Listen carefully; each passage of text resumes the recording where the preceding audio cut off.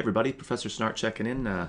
Hopefully everyone had a great Thanksgiving break and is back. And we hit the ground running here as we finish up the last couple units, the last, week and a half, 2 weeks of our course. So we want to take a look at our due dates as usual. It is December 1st then when I'm recording this, so we've just come back from Thanksgiving, finishing up the drama project. We sort of had a longer time to work on that because we had that Thanksgiving break, between Unit 11 and 12. So you'll also notice that, as I mentioned in earlier announcements or video posts, that the kind of assignments that we're doing here are a little more kind of creative, not just the, analyze the text or post. So they can be potentially a little more time consuming, or at least have a little more front-end work because you have to think about sort of like how you want to approach it.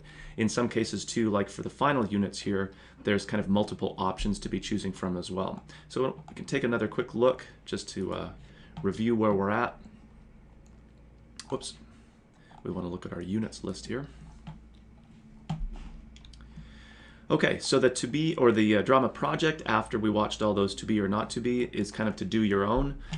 There's been a number of really interesting creative approaches that I've seen, some video, some audio, lots of different kind of ways that people have chosen to do this. So again, the kind of project that's maybe a little bit outside the box, takes a little more time and effort, but I think you learn as much about the material that we're studying here as if you were to sort of like analyze the text. In fact, I think you even learn a little bit more. You get more kind of deeply engaged with it. So we have the drama project due today when I'm recording this, December 1st, remembering to post by noon, and then the replies can happen up to the end of the day, obviously trying to get things done sooner than that just to manage time effectively.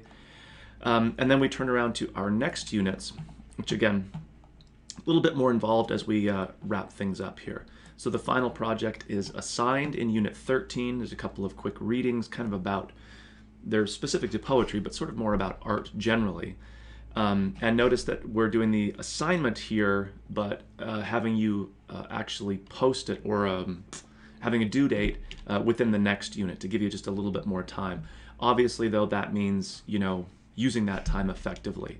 So there's a bunch of different options here, a lot of text to sort of go through, but again, I wanted to flesh out as much as possible what these options were going for. And again, keep in mind that this is our final project, sort of our capstone, our culminating thing. So they need sort of that level of, I guess, investment or time or engagement on your part. So some of them would probably be easy to do in about 5 minutes. You just sort of slap it together, but I think that'll be pretty evident in the final product. So we obviously don't want to use our time that way. So a number of different options here, hopefully again, kind of that more creative side to things, getting you engaged with the material, but not just in the usual analyze the text, or write an essay or write a post sort of way. And so then the kind of wrap up or the extension of this is into the next unit, which I will get to here, Unit 14, where before moving on, we want to finalize that project, right? So you're posting it here. So technically due within this unit, but again, I'm really encouraging people to post it, right, kind of at the start of this section, as opposed to the very end of this due date. And again, we have that reply. And then we have a final reflection. So not quite the final project again, but more like a final, a slightly more traditional final, like what did I learn in this class type of exercise. But again, I wanted to open it up so we could do a variety of different things. Maybe recording a video essay. So you'd want to make yourself some notes so you can be kind of a little bit organized, make some notes about some specifics. But you don't certainly need to write a whole essay and then just read it into the camera. So you're sort of having a conversation with us. You can have a literal conversation, either virtual or face-to-face with me. We could sort of think of it like an oral exam, but it's really not an exam. It's really more of the discussion of precisely the question that's being asked above, that whole what did I learn in this class.